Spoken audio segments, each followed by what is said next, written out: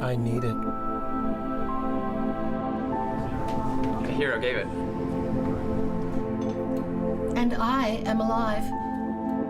As an organ donor, you can save up to 8 lives and enhance the lives of 75 others. Please go to our website. Pledge a gift of life. You'll be glad you did.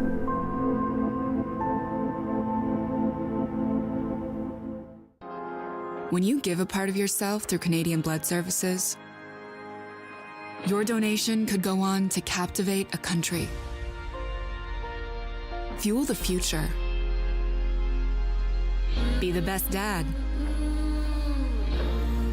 or support cultures to thrive. Because when you donate through Canadian Blood Services, you don't just make a difference, you make all the difference. Join Canada's Lifeline today at blood.ca. This is Rogers TV. Welcome back to Gale Force Wins Season 2 on Rogers TV, where we explore the journeys of interesting people in and around Newfoundland, Labrador, Canada, and the rest of the world.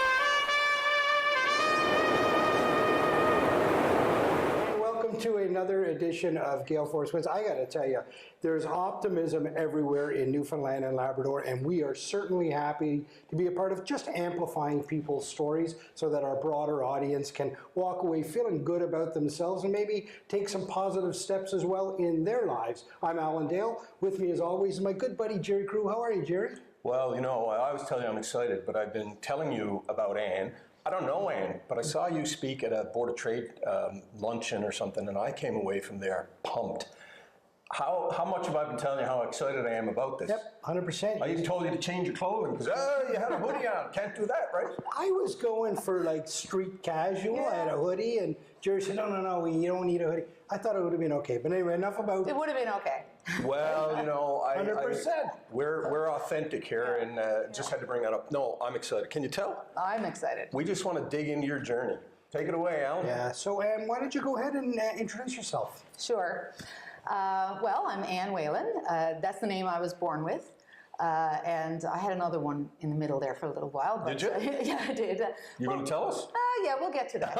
Okay. Yeah. So, and I was born in Jersey Side. Well, I was born in Placentia, Newfoundland, but if you're from that area, you very clearly define who's from Placentia and who's from Jersey Side and all that. So I'm from Jersey Side. For any of your viewers, and you've been to the Placentia area, it's just before you cross the bridge. Okay. So that's the Jersey Side half, and the other half was called Townside. Anyway, I grew up there, and you know, I often say I spent the first 20 years of my life trying to figure out how to get out of there, right. And I spent the rest of my life trying to figure out how to get back there. Okay. You know, in lots of ways. So in retrospect, I had a wonderful childhood. Yeah. You know, growing up in rural Newfoundland, there's things you miss out on for sure. And I see that sometimes in the business environment, things I didn't learn or didn't know. But what you do learn is community and resilience and family and friendships. And, you know, I had a good education. Mind you, I remember going to Memorial and doing a chemistry course, and I wasn't even sure how to light the Bunsen burner. Right. And I was with, you know, people from Holy Heart and Brother Rice and all that who could, you know, run the chemistry lab. And so I felt like a bit of a fish out of water sometimes there. But, you know, my family was a close family. I have 2 sisters, and we're all a year apart. And then I have a brother who's 14 years younger, so okay. We, you know, he's almost his own little thing, you know. You know, I have great memories of learning that whole thing about resilience and social justice even, and things like that we learned in school and that we carried out into the community. And I actually worked for the Telegram as a correspondent in grade 12 for the Placentia area. Oh. Yeah, and you know, so I wrote stories about amalgamation and things like that, but then that plane crash occurred in Gander, I don't know, you know, it would have been 1985, yeah. And so I had to interview the commander of the base in Argentia that day as it was happening, because they couldn't get a reporter out fast enough and phone in my article. And yeah, and I got a journalism scholarship because of that, which I didn't take because it wasn't a full scholarship, and my parents didn't want me to move to Ottawa and go to Carleton. And in the scorekeeping, I keep score on that one. But anyway, but you know, so I went to Memorial, and I wasn't sure what I wanted to do. You know, I thought I was going to do engineering. I got in the engineering faculty. So the first year I did all that chemistry and physics and all that stuff. And there weren't very many women there. I think in that entering class of 200, there was 8 or 10. Right. And I didn't like it. And so I didn't even stay for the first semester. I transferred out after a couple of weeks. And did an English degree, which is the exact opposite of engineering, really, I guess. But, you know, I think perhaps looking back on it now, it was my interest in industry, even though I didn't really know that then, because I didn't see that in a small town necessarily. So it's hard to explain, but I think it was overall, I was interested in how things work. And so, you know, whether that's from a writing and language, and, you know, I ended up in community economic development, which where all that proposal writing made sense. But the engineering was like, I love the idea of industry that's possible. And so it's been a long way around, but I kind of landed in a place where both sides of that brain are kind of working. And so I, after university, it was a tough time. I had a job, but I moved back out to Placentia to work in community economic development, and it was right after the tags crisis hit, and it wasn't a very good place for a young person. And you know, when I think about the 100-odd people I graduated high school with, about 7 or 8 years ago, I started counting on my fingers, and I didn't get to the fingers and toes before I was out of people who lived in Newfoundland, you know? So it was, you know, that was a tough time. And it was sad to be there. And you know, in 1992, Placentia was the second fastest shrinking town in Canada. And so, you know, I loved that work. I loved community economic development work. But I felt like I needed to go find life. So that's how I ended up with the different last name for a while. I got married to a U.S. serviceman, moved to California, which, you know, sounded like a good idea at the time. And my daughter was born in California, so it was good. I mean, there was good outcomes from it. That relationship did not work out, but so I, you know, there I was back in Placentia again. And from there, I decided, okay, I gotta get a real job now. I need, you know, so I went back to school and did my MBA at Memorial. And I thought I was going to go to work in industry at Inco, which was all the rage down there then. And then while I was doing the MBA program, the price fell out of the nickel market, and Inco didn't do anything for 5 or 6 years. And so, you know, here I was, okay, now what? And so I had a couple of offers, and at this point I had a small child that I was raising by myself. And my mom had started this home care agency. She used to be an instructor in the community college area in that space, and she was ready to move on and do something else. And so I took it over, and it was quite small at that point. And I said, okay, now Anne, you better get out your MBA toolkit and see what you can do with this. And so, you know, a couple of years later, I bought out the business, and here we are. You're still in your 20s at this point when you did that? 30. Yeah. 30. 30, Still 31. Very young to take on that. Well, I had a daughter when I was 24, so, you know, that's a different, like, people don't do that now as much, but it was a different pace at that point, I guess. You had a lot of plate spinning. And I had a lot going on there. to buy the business, for sure. So you bought Mom's business, and and then how did that all unfold? So where did you go then? Well, I did a few other things in between there. You know, I worked at the Murphy Center for a while I was doing my MBA, and you know, I realized pretty early on that, you know, there were needs in the community care sector that weren't in the narrow lane that they called home care. And quite frankly, home care was pretty cut and dried. This is the way it is. There wasn't a lot of room to do anything differently there. This is home care going into someone's Yeah. home, not your Right. own home? No homes, Okay. no real estate. And you Just- still don't have that? No. Okay. No. But it's, so it's looking after people in their homes. But we then got asked, as did a number of home care agencies, if you recall the time, to look after children who were in protective care. And at one point had social workers staffing them in hotel rooms. And that was part of the Newfoundland story in the early 2000s, I guess, 2003, 4, 5, that kind of time.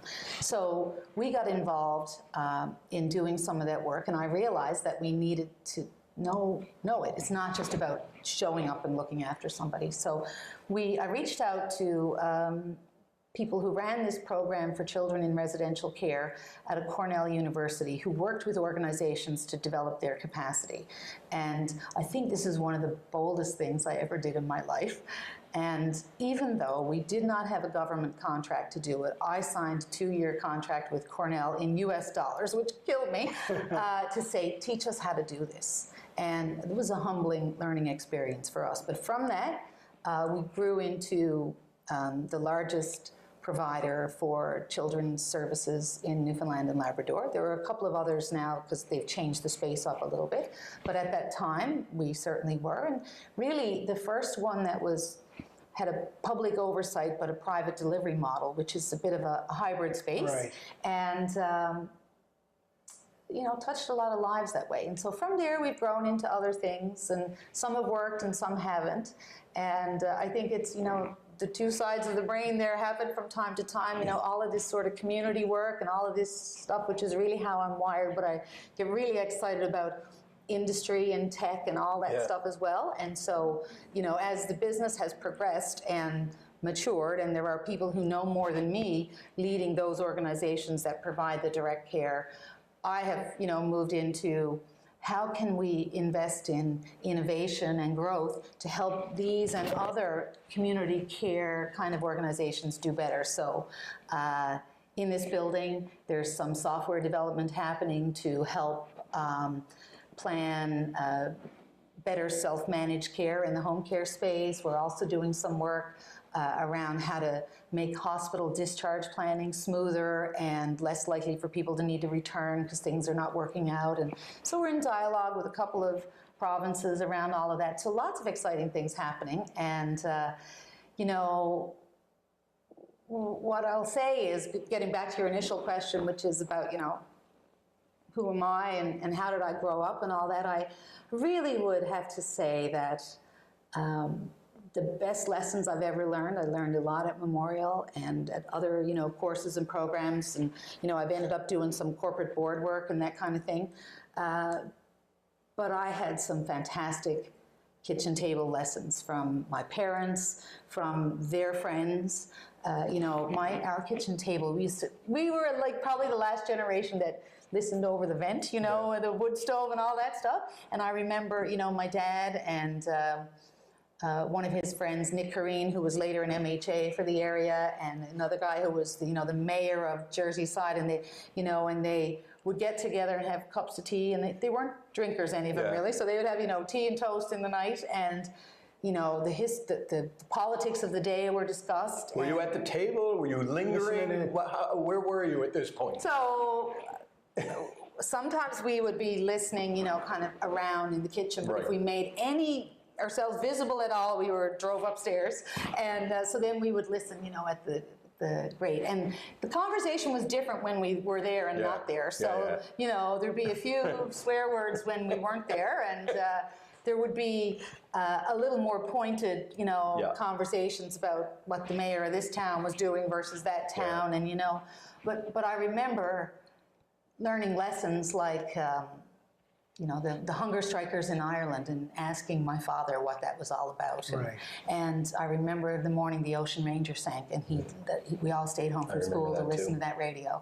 And, and what that meant for Newfoundland. I remember I knew a girl who I'd gone to school with. They'd moved because her dad got a job on the Ocean Ranger. And I knew, I didn't expect to be sad about that, but it's the anniversary in next week. And so those lessons about what's important and family and growth and loss and all of that, it was really, really special. And, I think when you look at all the things that kids have today and internet, and they know what's happening in the whole rest of the world, like on TikTok, they're all together. We didn't have that. Like going to St. John's was a big deal, right? Yeah. We had an encyclopedia. Yeah, my kids don't even know what that is. Right, it's Wikipedia, but with books, right? So, but all of that, when I think about it now, and I have a couple of friends who, we connect on that, and all of whom done very well for themselves, and we say the lessons we learned there. Amazing, about, how to show up and, yeah. It is amazing, right? Because you were listening into nuanced conversations, right? And it wasn't sound bites from Wikipedia, like TikToks and things. You were getting true conversations and seeing the impact. What did Dad do? What was Dad involved in?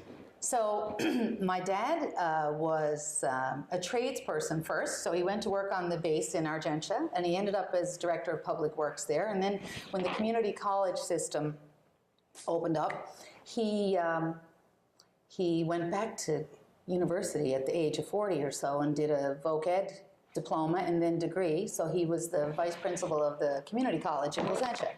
And we're good. Okay. And and he was also the mayor for a while, and the chair of the Area Development Association. Right. So one of those people, and my mom too, who leaned into being part of the community. Right. So.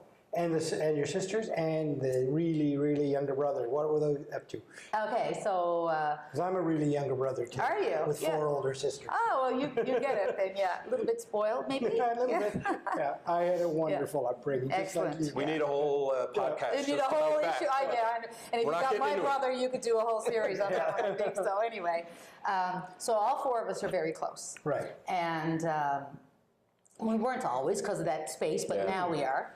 And my oldest sister used to be a teacher and then a principal and then worked at the school board. And when she turned 50, she said, yeah, okay, I'm going back. And she did her PhD in leadership. And so I'm doing what I'm doing. My sister Jane actually works with our group of companies, and she really led up our pandemic response services that we started. Wow. She was busy. Yeah, she was. So you all were, I'm sure. Yeah. So my brother John worked with us for a while. He's a lawyer, and he ran some of that Blue Sky, which is the Children's Protective Care group, for a while. And a couple of years ago, he left to form his own dispute resolution company, which he does, and is the parent of 2 small kids. And so everybody's here in Newfoundland, which is a little unusual, and everybody is doing well and, continuing to learn and grow. And we learned that too. My mom went back to school after the baby, and she did her master's and then her doctorate in adult learning and education. Your mom? My mom. Wow. Mm-hmm. Your mom's dad's still alive? No, my dad passed away quite a while. He died young. He just turned 70. Yep. My mom is still alive, still working. She works on accrediting healthcare organizations, like travels to nursing homes in, other parts of Canada and works on their accreditation process. Right? Oh, yes, she does. Wow. So, you mentioned the word resiliency a lot at the beginning, and that's a topic I'd like to dive a little deeper on. And then the other one is, you said, touching people's lives. And I imagine you have some amazing stories about that and how that keeps you and your team motivated to move forward. So let's talk about resiliency first. What does that mean to you? Like, that word flew off your tongue 3 or 4 times in a row. Well, it's one of our core values at Seafair. So, the group of companies I lead is all under that Seafair umbrella. And, I'll tell you where I really learned it. When you talk about children and youth in care, it's easy to say, disadvantaged or, focus on the negative that has occurred for them in their lives. And yet, these are the most resilient children you will ever meet. They can thrive in somewhat adverse circumstances. And I've had to do that. I kind of gave you the bright side up, version of it, but lots of challenges in being, a young mother and divorced and trying to go back to school and all that. And, and being in a community that was big and then, like all of that is very challenging. But Newfoundlanders have and Labradorians have a history of thriving in adverse circumstances. I think the weather actually makes us naturally... He gets mad at me for bringing up the weather. Okay. I found a like-minded weather personality. Yeah, well, you did. Because, You're right, though, Anne. Well, you've been now to Placentia, and you know where that bridge is. Yes. So when the weather comes in there, it comes in all forms, often on the same day, right? And so, you have to be ready to adjust to anything. There's some tide coming in there, too. Absolutely. Holy crap. Absolutely. Yeah. And so, that's what I stepped out to when I went to school every morning. And so, it makes you toughen you up a little bit. Yeah. And not tough in a hard way, but you take what comes and you make the best of it. And, that was certainly a kitchen table lesson. This is where we're at, and this is what we got to do. And, in the spaces where we started operating the business and looking after people, and you meet people when you're in a bit of a hard spot. If you need home care, things are not ideal. Yeah. And the same thing in child protection and all that. And so, you can either get sucked into what's going wrong, or you can find the strength in that. And so, resiliency for us means, planning. It means having a strong base and a set of core values that allows you to be able to respond to changes in the weather, metaphorically speaking. Yeah. And, we've had to do that a fair bit. And I think, many businesses in Newfoundland do. It's just the, cyclical nature of particularly service businesses and that kind of thing. It can be tough. And, you mentioned the Board of Trade. I remember that because it was right when the bottom fell out of the price of oil, and they said, we want you to come and talk about what you're doing in your business to try to respond to all of this. And so I remember I spent a lot of time working on what I was going to say that day because I had to get it right in my own head too. So I do remember that, and remembering about what sustains you when things are not going well. It's easy enough to go along when things are going well. What sustains you? And it is that resiliency is tied to the belief that there is better, and better is possible. And you can call that a little naive, but I'd like to call it positive. I think you guys are nodding to that one because that's what you're doing with Gale Force Winds. And Gale Force Winds doesn't say sunny days. Right. Right? It No, says, it doesn't. Right. Yep. And so it is really about, It really, Gale Force Winds is an excellent phrase for resiliency. Right. I think it's important what you're saying because, you've come to a place that is an amazing place. If everyone out there thinks that just happened by chance and here you are, Anne Whelan is a huge success, it's really important to share some of those challenges, isn't it? It's through adversity, and that's what I try to tell my kids. Yeah. When you're down, that's when you analyze yourself. If you look in the mirror and everything's rosy, well, things are going good, I don't need to change, right? But let me tell you, things are not rosy. This is a tough time in business for us right now. Yeah. It is a tough time. The pandemic was very, very difficult. I had businesses that closed. I had healthcare services to deliver in very trying circumstances, with contractual obligations to do so. And, nobody showed up with a bucket of money to help us out, really, So it has been extremely trying, but that's the magic, right? Is that we were able to withstand all of that because we had a strong set of values. We were prepared. We were ready. We were, tough enough to, could we do it forever? No. But living through adversity isn't just about being willing to, take a few smacks. Yeah. It's about training to be ready because you're going to take a few smacks, right? It's about having a level of foresight and preparedness and all that stuff. That's what makes you resilient, right? It's amazing, though. The pandemic shook a lot of us to the core. you've got a significant payroll. I mean, I can't imagine what it must have been like to get up in the morning and know that you have all these lives and these people. Tell us a little bit about that. It was a caterpillar butterfly moment. How about that? Okay. So I sit on the board of the Bank of Canada. And so early March, we were actually interviewing for the new governor. And that was in and of itself an intimidating job to go do. And of course, this was when, maybe it was late February, kind of around there, you know, it became apparent that COVID was coming at us. Yeah. But it wasn't, like people here were not in that headspace. No. Well, everything was going on business as usual. And so they had a briefing for us after the interviews, and they had security outside the door and everything. And I was like, ooh, this is serious. And we had a briefing on monetary policy and extraordinary measures, and all that stuff scared me to death.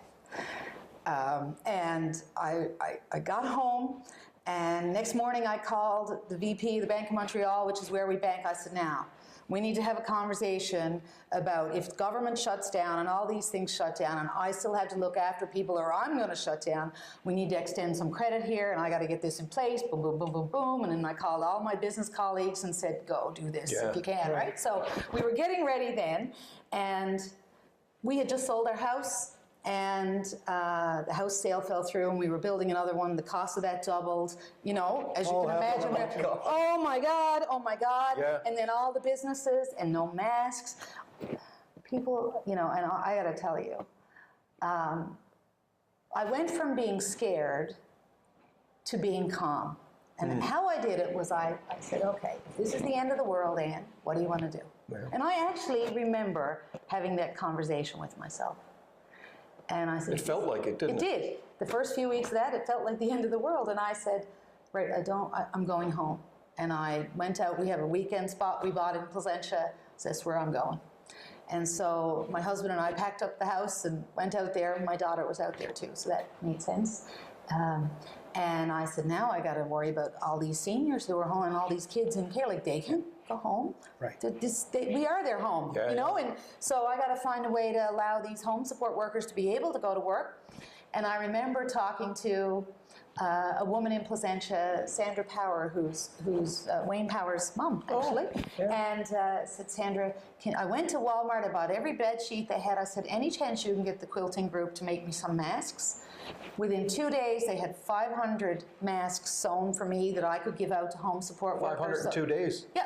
She put it out to the whole quilting group, and she said, no charge for that. And anyway, they sewed them for me, and you know, we did something afterwards. Right. But like, and I said, okay, so if this is it, Anne, how's this going to unfold? Well, we're going to look after people. We're all in this together. And so that was my first thought, and my executive team was fantastic. We had a daily meeting. We went through step after step of what do we do next and how do we respond to this, and the fantastic stories of people who, we ended up with one adult client with developmental disabilities who got COVID. And this was when everybody was petrified. And we had staff, most of whom were new Canadians in this particular home, who said, I've been exposed already, so if I have it, I'll stay here. And can you get me some PPE? And like, just for days on end and things like that, just hero stories, you know? And so and that made me calm, because I thought, you know, the universe is still a good place. And then I would lie awake at night and think, okay, so what else do I know how to do? If we do survive all this and this all falls to nothing, what else do I know how to do? Right. So then I got doing some other things, and it actually, over the course, when we got more used to the pandemic, fostered the biggest period of innovation and change that we have ever had, and really refueled me to do some other things, like that software stuff that we're talking about and all that. I was like, what have I learned? And my team learned through our years of service delivery and through surviving this pandemic about how we can do things better. And it's driven some fantastic change. So, well, I mean, a fantastic kind of segue into to what you're doing in the moment, and what that's all about. A great way to come out of a pandemic, innovative thinking, pivoting and moving in different directions. But I will say this, that you're the first guest that we've ever had on board that just so casually thrown out, I'm on the board of the Bank of Canada, and then went on with your next story. So that's fantastic. So tell us what you're doing in the moment. Okay, so Seafair is doing tons of interesting things. So the service delivery businesses that we operate are in home care, support for adults with intellectual disabilities. We have another group that supports children in protective care. We've started Parallel Health, which is does two things. It operates clinics, so we have a couple of nurse practitioner clinics now that we operate that are fee-for-service based, meant to run in parallel with and not really compete with the healthcare system, but just provide some slack where that's needed. Take a little load, yeah. Yeah, and we're doing some work with large employers for them to have, more healthcare delivery on site when that's needed. So some areas of the occupational health and safety space, like we're doing some work in Argentia, for example, and we're hoping to do some more. We're in dialogue with some of those companies, and we have an office in Placentia, and we're doing medicals and things like that. So, and we have another group called Aurelia, which works with Indigenous populations.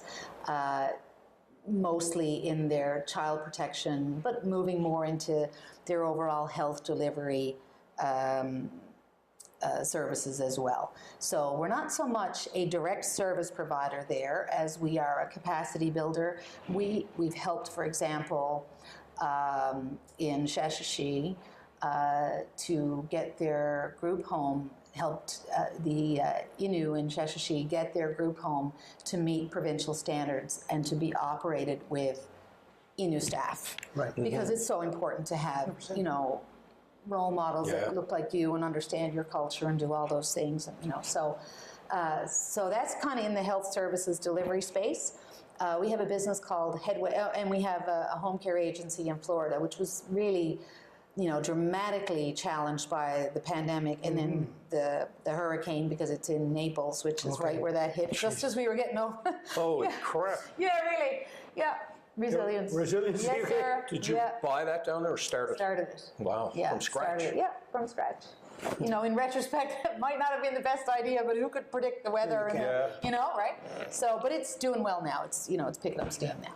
So, we have Headway, which is really engaged in the procurement and distribution of PPE and related services that we really stood up during the pandemic. And that was a competitive bid process, and we were actually successful because we know this field so well, because we know how to deliver service out all over nooks and crannies in Newfoundland and stuff, and because we know the particular strengths and challenges of the public health system and how to get information back and forth there and all that. So, that is changing into something new now. And we're, because of course the pandemic requirements are waning, so we're working with our internal group to say, now that we know this, what else can we do? And there's some really exciting things. Is that a new business started in the pandemic? It is. Wow. Yeah. Two businesses started in the pandemic. Naples and here? No, Naples was before that, but it was not long. It was, a year before the pandemic, and those things take a couple years to build. And so then we have, out on the other side of this room, what we call the DOC, which is a formal innovation hub that our executive team all did the Oxford Innovation Program. Some ice being made here. The Oxford Innovation Program during the pandemic, because we said we might have to be something totally different. And so people, we've started this innovation arm, and so when we see one of these good ideas living somewhere, people say, this really could be better if we just did this. So now we're starting to do it. And one example. All healthcare related? Or? No. Actually, one of them is called Keen, and it's about small business bookkeeping and payroll and financial reporting. I think I've heard that one. Keen is just taking off because I know when you don't have your numbers and they're not, And I'm not an accountant. I need to not just have a set of numbers to file the CRA, I need to understand them. And I need for someone to say to me, wait now, your AR is way too high or whatever. You need to, here's some things you should change. Like that kind of advisory piece. And so we've been doing that. And we are growing really, but the vision for that is to really scale that to be something that uses AI and machine learning to automate lots of business intelligence that we can then give back to, small and medium businesses. It was named after the three rivers in Ireland that converged in County Waterford, where all of it, so they call those rivers the Three Sisters. And then there was three of us, so it's meant to be a bit of a double, so I would call that a labor of love. Seasonal restaurant is really what it is, but I loved that building. I didn't want to see it go. I just was like, this has to be here. Well, that's where your roots are, right? Yeah. So that's, I can understand that. So I asked you previously, and we went down the resiliency road, but the second part of my question was, you've really positively touched people, and now I've come to realize must be thousands of people that you've touched in a very positive way. How does that feel? How does that make you feel when you go home at night, knowing that that is your core business, to positively make people's lives better? I have to remind myself of that from time to time when business side of things doesn't go well, but I think it's pretty philosophical, but I'm a business success in the sense that we're true to mission and we've managed to stay the course for a long time. I think if a purely financial person were to look at what I do and what I've done, they would maybe have a different opinion. I'm happy with where I am, and to be 55 years old and be able to say that, that's pretty nice. All right. And I have loved the work that I do. I have loved knowing that, public service doesn't mean you have to be a public servant, right? Not that there's anything wrong with that, don't get me wrong. I'm just saying that there's many ways that people can show up and help others, and, business, I believe, does that a lot in, helping people have good lives and helping people, thrive in lots of ways. And I have always described the core work that we've done as we have gone where angels fear to tread sometimes. It's the tough stuff, right? Like child protection is hard, and it's hard on your heart when you do it for a long time. And, home care, most of your clients are on a progression there that is, celestial graduation eventually, right? Like that's how people put it. But, I guess it's a period, it's a lifetime of self-discovery to realize that is what is important to me. That is what I care about. Right. And, I'm on the board of the Gathering Place. And right now later today, we're going to have a meeting where we're ready to launch the build of a new shelter.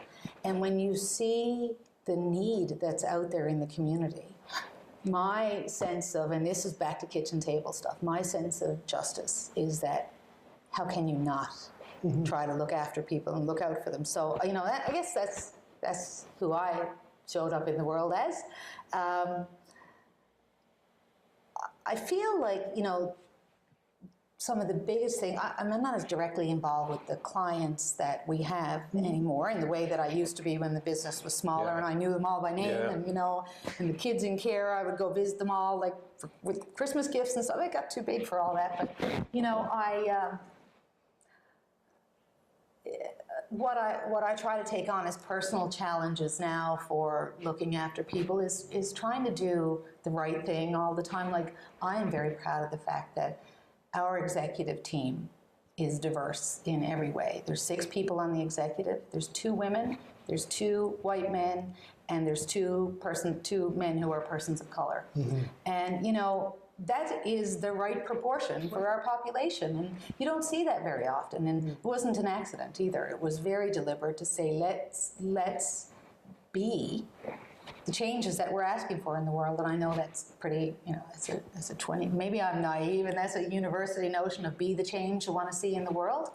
But nothing naive about that. No, It's, and I'm not a saint either. I mean, I think saints would be very annoying people if they were perfect all the time. So I screw lots of stuff up. I say the wrong thing all the time. I piss people off, you know, I all that. And so, you know, and I wouldn't want people, you know, who are part of this conversation to think that that is, you know, an aspiration that requires a really special kind of person. It requires you to be true to who you are. Is really it, you know? Yeah, you bring up a question. Given what you just said, it's wonderful.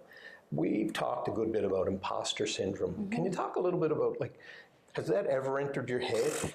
Every day of my life. It's such an incredible business you've built. I think about that 30-year-old. It's a great question, Gerry. It is, because you don't exude any of that here right now, but I think there's, especially young ladies, you know, my mom was a single mother. Yeah. She needed to hear stuff. Not to drag you too deep into it, but we have the whole internet, as Alan likes to say. Yeah, that's right. Well, thank you for that question, because people don't talk about that very much. And I would say it's probably the biggest struggle of my life. Interesting. Yep. I would say it is. It wakes me up at 3 o'clock in the morning, still, to this day. Really? And and, you know, there's times when it's overwhelming. So the day that I grabbed that great big handle of the door of the Bank of Canada, and I got a call to say, would you like to serve on the board of Bank of Canada? And I was Jersey side girl going into the Bank of Canada door. Yeah, and I felt like, you know, oh my God, like, do I even know enough economics to do this? And, you know, so I was reading, like, you know, economics textbooks and stuff, trying to, you know, get myself ready to not embarrass myself, you know. And then, wow, I mean, we weren't expecting quantitative easing. Canada's never done it before, and, you know, and then, you know, well, stuff happens, right? And you end up in places where you're like, you're outer bound, you're elastic as humans, and you get there. And one of the things I'll go back to my high school education. I went to school in part to the sisters. Both Presentation and Mercy sisters were out there, and so they worked together there. And I remember getting this little poster to put on your wall one time, and it said, go as far as you can see, and when you get there, you'll be able to see further. And I've always, you know, that's defined the ambition in me, and the desire to do better and all of those things. But when you press up against your outer bound, which will move as you get better, you also, for me, imposter syndrome shows up every single time. And what I would say about that is, it's real, and women in particular, and the data shows that women in particular struggle with that. And I always go back to that message of, you know, go as far as you can see, and then, you know, so where I thought I wasn't competent before, it's moved, you know, so I'm much more competent in so many areas, but there's areas where I still am a bit hesitant, or I, you know, feel like, okay, I've showed up and I've, you know, spoken to the Board of Trade, and then I go home and I'm like, but do they really know that, like, I've got all these problems in my business? Of course they do. Of course they do. Everybody has this. But, like, everything, and, you know, now when you have Instagram and, you know, pose for the gram and all that, and the perfect outfits and the perfect lives, like, looking at yourself in the mirror can give you imposter syndrome if you think you've got to look this way and be this way and show up this way and be perfect all the time. Well, I can tell you that nobody is perfect all the time. Everybody has business challenges. If you are a business owner in Newfoundland and Labrador, or anywhere, you know, you have business challenges, real ones, stuff that you don't want anybody really to know about. Like messy things that you should have done, you didn't. Like your accounting is in a mess, or, you know, you don't have any HR policies that you're supposed to have. Things that, you know, we all know we're supposed to do, and yet we didn't. Our accounting's perfect, Anne. Right, yes, and HR policies and all that. I'm sure you got a book full of them, right? So, but what you should have and what you do have, like, they're never going to match up. And so, you know, But I tell you, COVID was really good for imposter syndrome for me. It actually made me get over a lot of it. Right. Because right now, we are all the same. Right now, we are all afraid of the same couple of things. And our job is to look after each other. And I don't feel an imposter in that space. Like, when that's your job, Yeah. you know? And so it really was a recommitment to who you are in mission and who, you know, what it is you want to do. And when you're true to that, it doesn't show up as much. What do I see next? Well, 2 things. Well, maybe 25 things, but 2 for now. The first is that, you know, internally in my organization, it's time for me to pass the torch a little bit. I see young, tremendous talent who will see further and are more capable at certain things than I am. And so I'm working hard on some succession planning and leadership development, and I want to be in the space that I can, you know, contribute the most to, and that's probably over here in taking what we've learned and working with a really young and dynamic team on some of the innovation stuff. And, you know, they got all the brains and I got the scars, you know, enough to say, oh, don't do that to us, you know, right? So I think I'm good there, and some of the, you know, where those service delivery organizations are going to go in the next 5 or 6 years or 10 years, you know, we have great ambitions around all of that are built on such a long legacy of that caring. And, you know, but I think other people will probably do some of that. So for me, you know, I've gotten involved in a few corporate boards, which has been, you know, here's an imposter syndrome statement for you. I think that I have gotten much more out of it than they may have gotten out of me, you know? Like, I have learned so much about how to think about business at, you know, the governance level and what the whole thing looks like as opposed to operating it. And that's been a tremendous learning experience for me. I started with Newfoundland Power and doing a couple of other things now. And, you know, so that's part of my story, I guess. I think that the Seafair team, though, is at its infancy in terms of what we aspire to do in the spaces that we operate in, which are, you know, largely community care, but also in that small business SME space, you know, like our bookkeeping, payroll kind of services and all that stuff that I, you know, that's got a huge future in front of it if we stay on, you know, on mission there. But what I've been so fortunate to be able to do is surround myself with people who are willing to really reimagine how we look after each other in healthcare ways and in broader ways as well. And so you're going to see more technical solutions from us around some of that stuff, more partners that we're starting to work with, you know, to do some things. Like we have a software development partner that we're, you know, aligning with now, and a growth outside of Newfoundland and Labrador is first and foremost on our agenda. You know, one of the things that is more challenging when you do direct service delivery is how do you get out of the geographies you're in, and particularly when, you know, it's an island part that we're in. So that's a little bit of a heavier lift for us, and but we're working on it, and we've got some active business now in a couple of other provinces that is starting to take shape. So I think, you know, all of that will happen. For me, I'm hoping to take those good genes that I have and keep working. Like I'm not ready to go home now, and I have hobbies that I would love to pursue. But you know, and public service might look different for me at some point. I might choose to do something else. I'm loving the work I'm doing with the Gathering Place.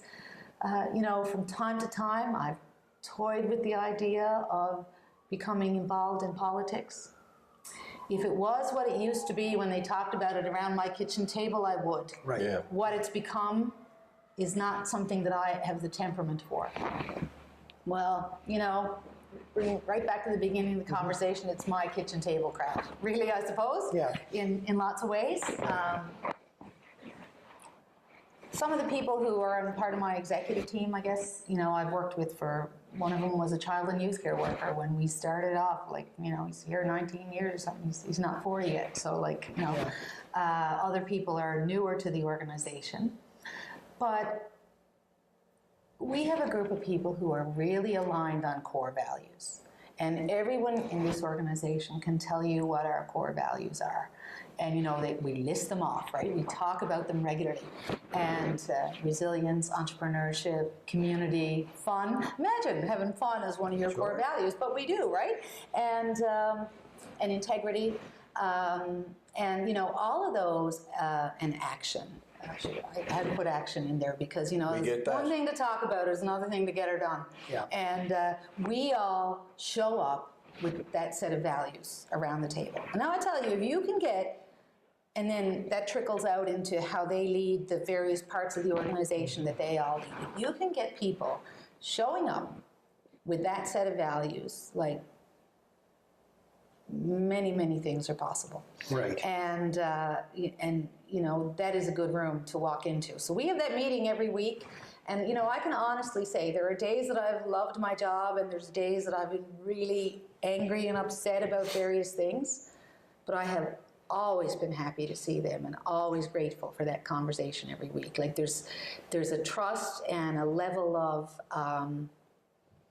of shared mission that, I'd go anywhere with them.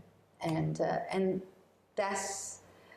they guide me too, we call each other, and we also speak, we encourage ourselves to have spicy meetings where we say, so that the disagreement doesn't happen, out there. It happens, if you've got something to say, we're going to say it now. Yeah. Right. And so we've learned to say that to each other. I'm not sure about that.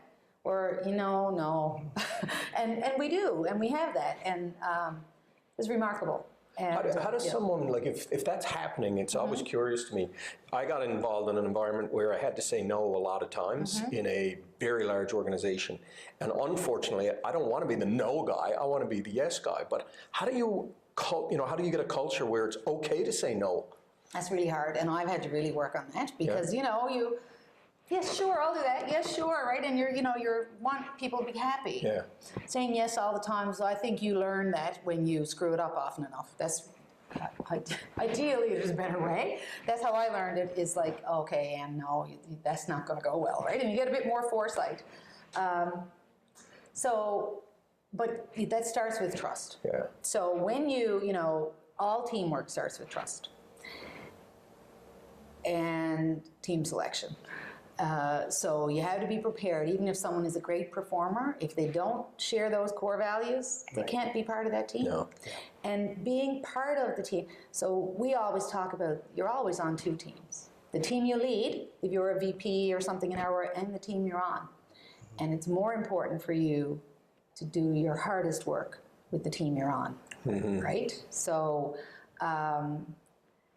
and I think me being part of, some corporate boards has helped me have a few teams that I'm on that have taught me about, what I need to learn, right? You learn it on the team you're on, not the team you lead. You take what you learn and you bring to the team you lead. So, but all of that starts with trust. So we do a lot of work on trust. And trust is about feeling comfortable sharing your vulnerabilities and sharing your good news and sharing your humanness. So we always start with good news, personal and professional. I love that. That's huge.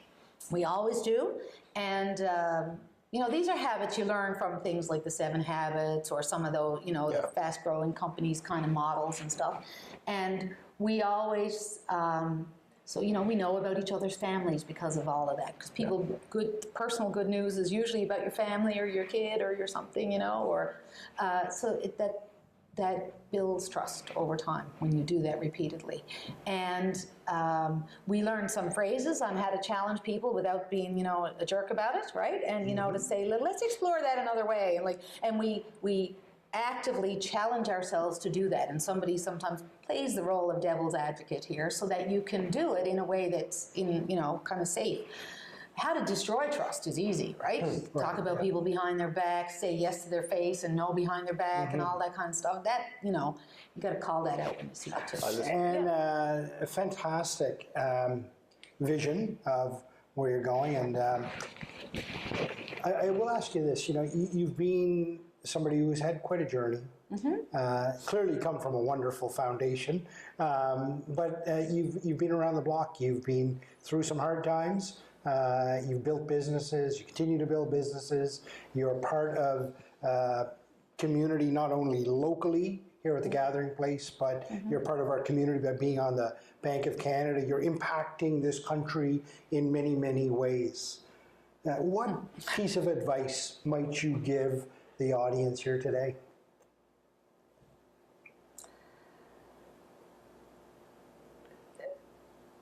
Thinking about advice, is a little bit like medicine. And maybe I can, think about it as a shared experience that people could learn from, probably, because advice is what I think is going to work for you, and I don't really know you. So, I'll just challenge it to say what I've learned, and maybe that'll be helpful to somebody else. Okay. What I've learned is this, that the key to doing well in your life, in your relationships, and in your business, and your job, your kids, whatever, is to know yourself and not know what you need from others, because it has to be, and this sounds really kind of esoteric, but like, as a person, I know that I need to be intellectually challenged. I know that I need people not to be too, I'm not organized, and I like rigid structure does not work well for me, right? So I vote with, how my life has unfolded is I've known that about myself. I haven't, gone to a job that I wouldn't fit in and then been mad that I wasn't doing well at it. And, so really knowing yourself and knowing your path, and that means being honest that, maybe you're not going to be the next, $1 billion startup because you're not wired for that. And that is okay, like not more than okay. That is how you will be your best self and have your best life, is if you know yourself. So I guess you can call that advice, but that's what I've learned, is that knowing yourself is important, and right, feeling you're the author of your own journey is really important. So that sense of, it helps you develop self-efficacy and enough confidence to be able to swing your legs out over the bed in the morning and all that. So I think that's really important. And the other thing is, a bit of practical. So one of them is really kind of up there, and the other one is, really sort of practical. Show up. And I'm thinking about, young people who are just graduating. They've had a tough go for a few years with COVID and all that stuff, or who are just getting started in their careers, or, kind of not as fully established, so they're still trying to find a path. And if you don't put yourself out in opportunity's way, you won't find it, right? Like, it's like people kind of wait for things to happen, or want to be more successful, or want to be more recognized, or whatever that is, but that does not happen to you. You make that happen, right? So you got to really kind of show up for those things. And I remember talking to a group at Enloe, and they asked me kind of a similar question, and I said, you got to go to those networking events. You got to do a whole pile of stuff that you don't really like, right, or whatever. And now some people love going to that, but whatever it is, you kind of got to put your whole self into it.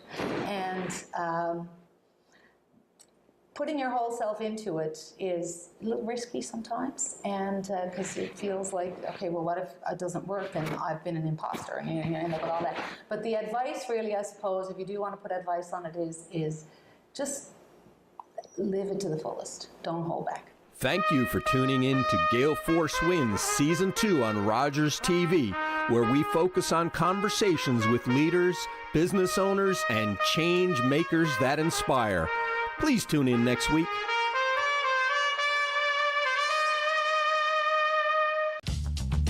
This program is brought to you by Ignite TV.